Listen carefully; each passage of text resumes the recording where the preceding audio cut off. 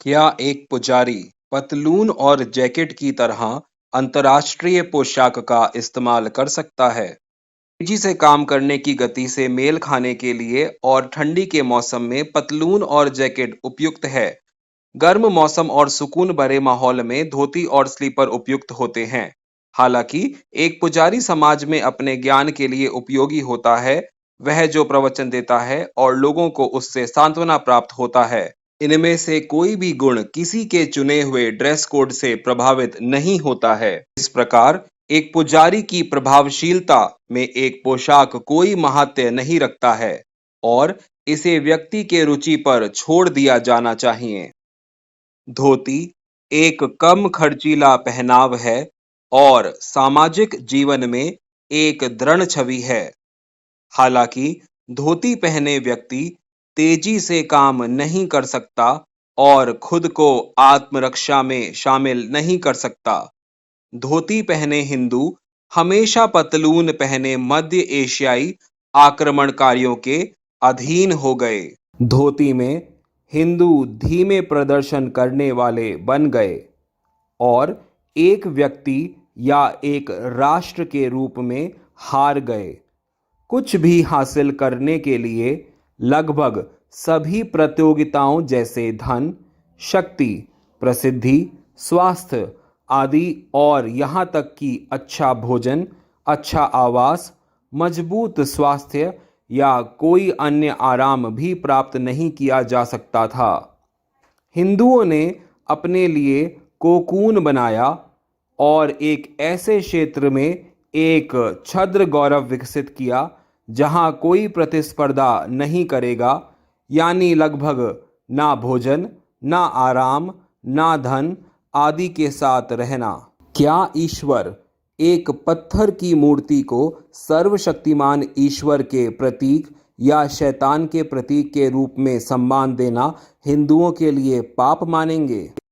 यह एक दृश्य नहीं है, बल्कि एक पत्थर की मूर्ति या चित्र को ईश्वर के प्रतीक या शैतान के प्रतीक के रूप में चित्रित करना अनावश्यक है। हालांकि यह एक जगह भीड़ इकट्ठा करने का एक प्रभावी तरीका है। सभी धर्मों के प्रचारक लोगों को एक साथ लाने के लिए किसी न किसी रूप में इस पद्धति का उपयोग करते हैं। कुछ पंथ के अनुयायी ईश्वर की अवधारणा के प्रति सम्मान दिखाने के लिए मूर्ति, संरचना, पुस्तकों आदि के प्रतीक का उपयोग करते हैं और अन्य लोग शैतान की अवधारणा के प्रति अनादर दिखाने के लिए पत्थर के स्तंभ के प्रतीक का उपयोग करते हैं। हालांकि महान ईश्वर के लिए किसी भी तरह से प्रभावित होने के लिए ये बहुत तुच्छ है। ईर्ष्या को कैसे नियंत्रित करें? वरदान कैसे मांगें? एक धनवान व्यक्ति को ईश्वर की कृपा का न्याय करने और ईर्ष्या को त्यागने के लिए एक कम धनी व्यक्ति की और एक गरीब को एक गरीब व्यक्ति की ओर देखना चाहिए। आप जो अच्छा सोचते हैं उसके लिए ईश्वर से वरदान की प्रार्थना ना करें। आप ईश्वर के ऊपर फल की चिंता छोड़कर प्रार्थना करें। ज्ञान की खोज का परिणाम क्या है? ज्ञान की खोज में पृथ्वी के कोने कोने में जाओ, क्योंकि वह ईश्वर की अच्छी तरह से सेवा करता है, जो पालने से चिता तक सीखने और ज्ञान प्राप्त करने में अपना जीवन समर्पित कर देता है। ईश्वर को जानने के लिए स्वयं को जानो।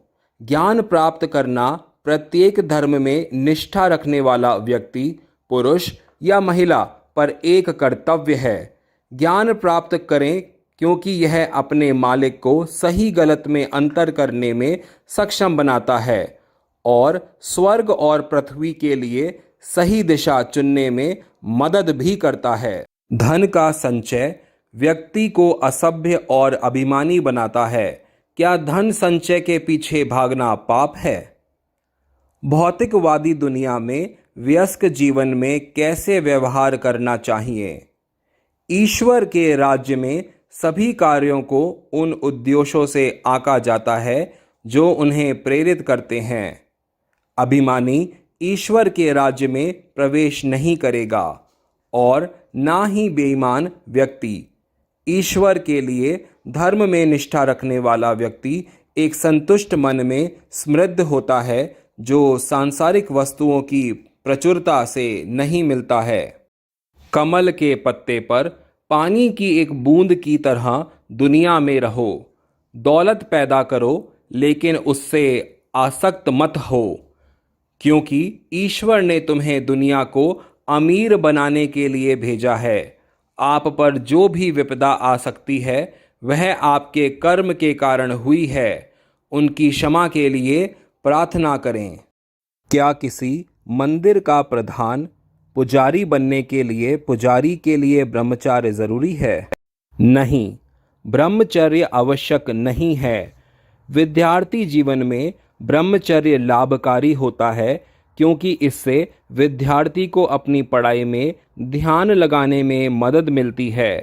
वयस्क जीवन में ब्रह्मचर्य सामान्य दिनचर्या में काम करने पर भी मन पर एक बड़ा दबाव होता है।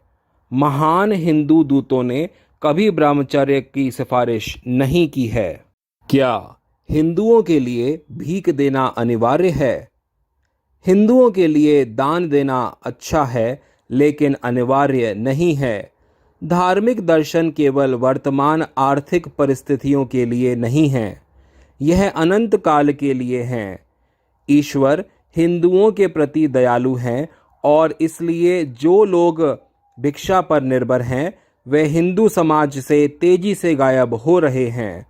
सभी को धन प्राप्त करने के लिए काम करना चाहिए ताकि दुनिया समृद्ध हो और भिखारियों को भिक्षा देने की आवश्यकता गायब हो जाए। हालांकि हिंदुओं को अपनी कमाई का कम से कम 1% समाज के सामान्य कारणों और मंदिर के रखरखाव के लिए दान करना आवश्यक है। हिंदू पुजारी के लिए आदर्श पोशाक क्या है? समकालीन दुनिया में काम करने के लिए सुविधाजनक कोई भी पोशाक उपयुक्त है। भगवान कृष्ण के समय में धोती और खारम यानी लकड़ी के लट्ठे प्रचलन में थे और पुजारी उन पोशाकों का इस्तेमाल करते थे। कुशल और सस्ते कपड़े उपलब्ध होने के साथ पुजारियों के पास समकालीन दुनिया में काम करने के लिए उपयुक्त आधुनिक पोशाक का विकल्प है। एक हिंदू पुजारी के लिए पोशाक उपयोगिता उन्मुख होनी चाहिए।